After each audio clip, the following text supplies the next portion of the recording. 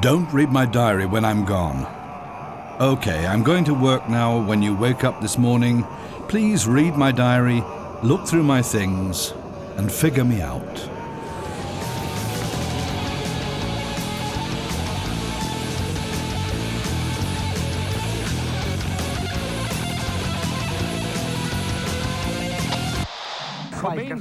Rome, the 4th of March 1994.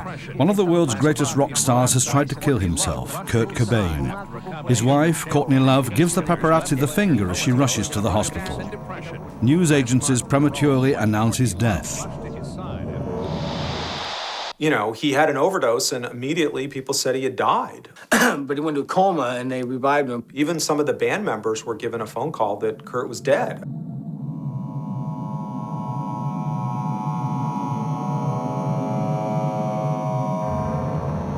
So it was announced as an accidental overdose when it was anything but. It was an intentional suicide attempt.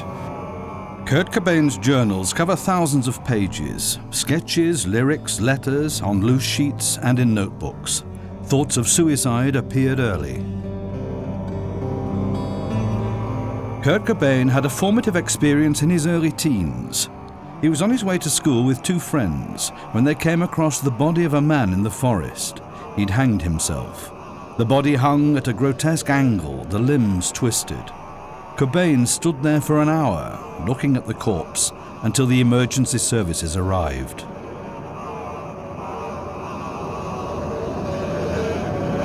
Here was somebody who suffered from clinical depression, probably from the time he was 10.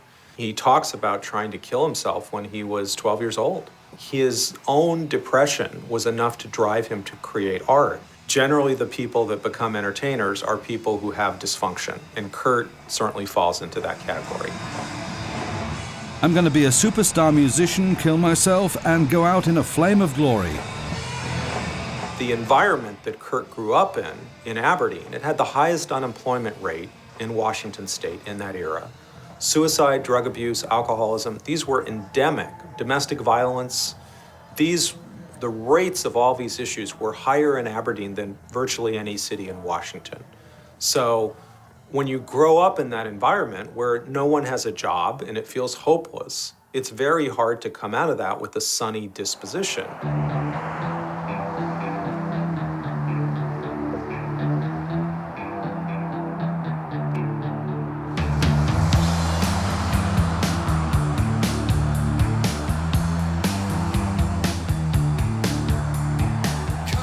The northwest corner of the USA. This is where he grew up, the hero of a whole generation, the instigator of grunge. This is where we hope to find people who knew him back then, traces of the young outsider. We're following the route a young man from the sticks took on his way to becoming a legend of the music world.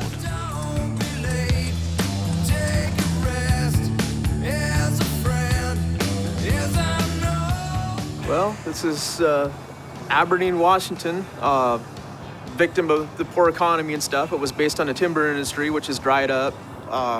Kurt was born here back in February '67. So, yes, he was born in Aberdeen, Washington.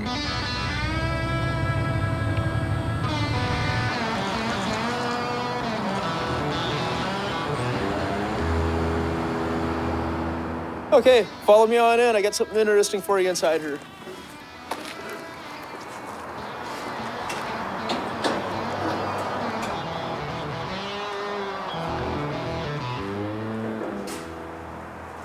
We have a concrete statue made by Randy Hubbard. Her original intent was the statue be placed in a city park. That was done at her expense. The city had, nothing to do with it financially and stuff, but the city turned it down. They feel it's a bad idea. It glorifies drugs and stuff, and suicide and that. I strongly disagree with that.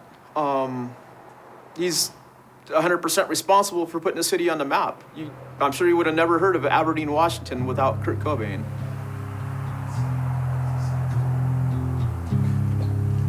My personal experience, he was a very decent person. He had a heart.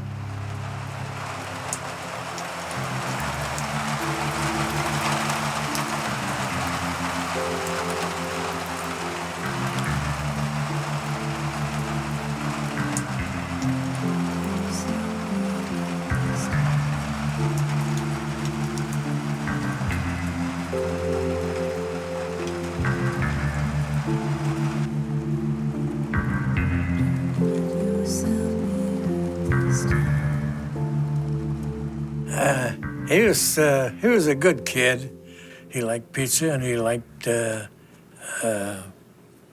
macaroni and cheese. Kurt Cobain grew up in Aberdeen in humble circumstances. His father, Don, was a motor mechanic at a gas station, but Kurt himself described his childhood as happy. He was given musical instruments at an early age, a child with talent. He came over to the house one time and he had a picture with him. He says, "Look, Grandpa," he says, "look what I painted." And I was looking at it and I said, "You didn't paint that." I said, "You traced it."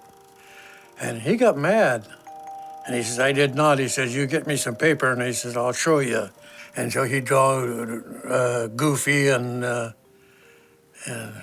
Donald Duck for me. And just like that, he just do it real fast. And by God, they really look good. That's Goofy. I mean, it only took him seconds to draw that, too. Kurt was a good little boy. He was very, very happy. Always happy all the time. Beating on drums or something, on kettles, pots and pans. That's what we always thought he'd be, was a drummer, not a guitarist. It took me 5 years to realize how rhythmically retarded I was as a drummer, so I sold some of my father's guns, then used the money to purchase my first 6-string electric guitar. I learned everything I needed to know from 1 week of lessons, which resulted in the famous musical knowledge of the Louis Louis chords.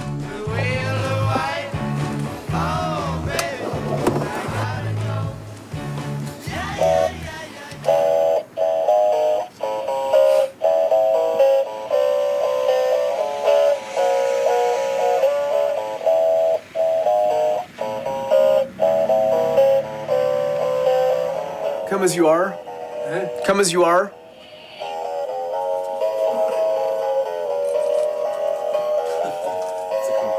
There you go, Kurt. Play away.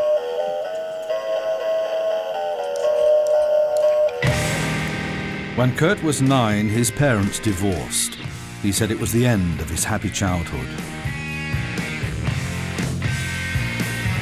When they got the divorce, his mother, I guess, couldn't handle him. And so his dad took him. Then on the weekends, him and Kurt was go out camping or fishing someplace. And that was the happiest Kurt had been all the time there. He was just happy as hell. He was with his dad was with him all the time. 2 years later, the father married again. Kurt couldn't get on in the new household for long, so he went back to his mother, feeling unloved and belonging nowhere. But his parents' divorce had a huge effect on his writing, and eventually it came out in many of his songs. Of course, the lyric from the song that starts off In Utero, that legendary divorce, is, you know, he talked about the divorce a lot in his lyrics.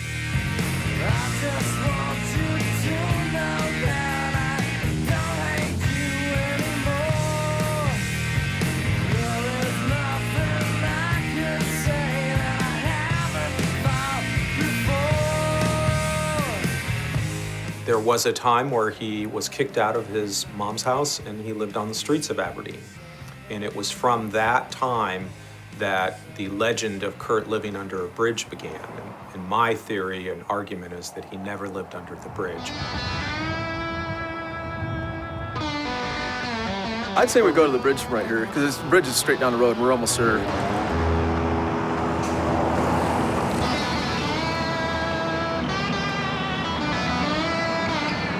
This is Grays Harbor Community Hospital. When he was homeless, he'd go and hang out in an emergency room because, you know, everybody thinks you're just waiting for somebody there and stuff. He'd stay warm and dry.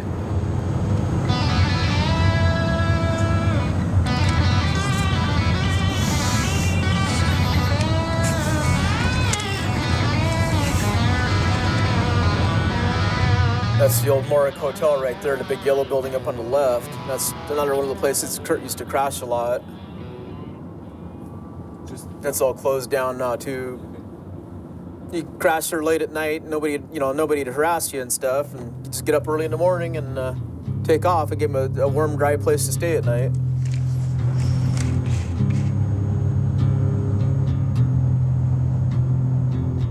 Legend or reality, Kurt Cobain himself contributed a lot to the idealized outlaw image.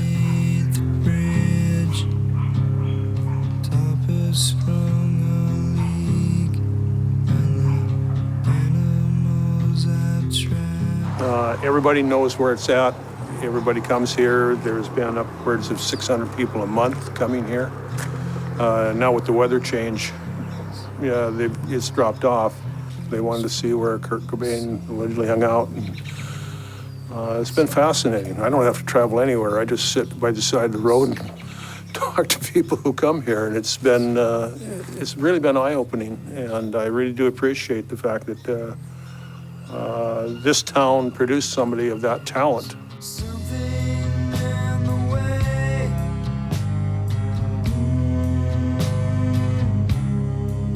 This was a peaceful place at the time, back in the day. This was totally secluded, both sides. There was so much brush and stuff, growing up in the way. So yeah, it was private, and a lot of people did come down here and stuff. It was a place where, teenagers hang out, they'd get high and stuff, obviously, and that. And, for Kurt, it appeared to be an inspiration for him to come down here and write music.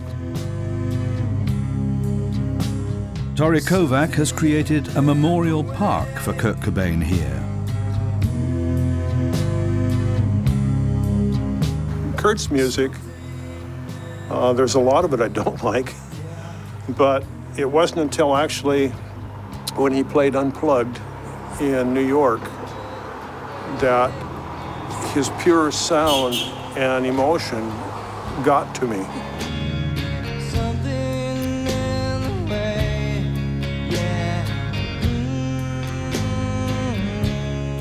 MTV Unplugged, recorded in 1993, was an artistic high point for Nirvana. It's a piece of granite that's engraved with quotations from Kurt Cobain. One of the quotes that I took from him was, "Drugs are bad for you, they will fuck you up." And in this community that has such a problem with drugs and young people, I thought that the quotation coming from Kurt Cobain to them was important to say. The city of Aberdeen, whose property this is on, they came to me and said,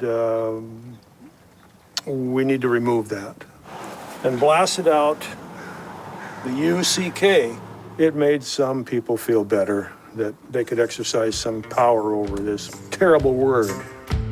What else could I do? Aberdeen in the mid-80s. The town was in decline.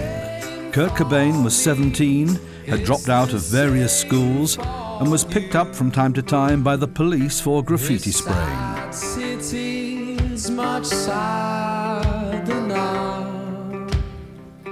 He was living from hand to mouth and surviving on casual jobs.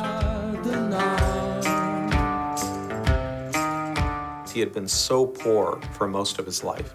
He got food stamps, which is government assistance. He'd gotten unemployment.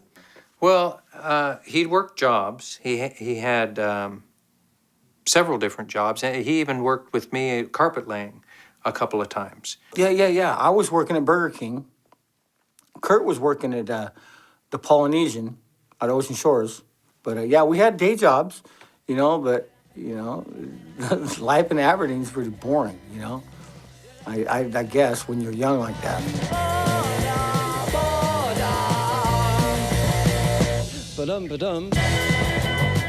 At some point, Kurt Cobain moved into his own small house, together with the bass player of the punk rock band The Melvins, his great role models. Punk rock perfectly suited his attitude to life. He also had a relationship with Tracy Marander, who they lived as a joint couple, and I think she was very supportive to him for a number of years, and then, you know, he begged and borrowed whatever he needed. She is in some ways the patron saint, the untold hero of Nirvana. She not only paid Kurt's rent, cleaned the apartment, kept him going. So that was Kurt's first serious girlfriend, and he was with her for at least 3 years. And he wrote the song about a girl, about Tracy.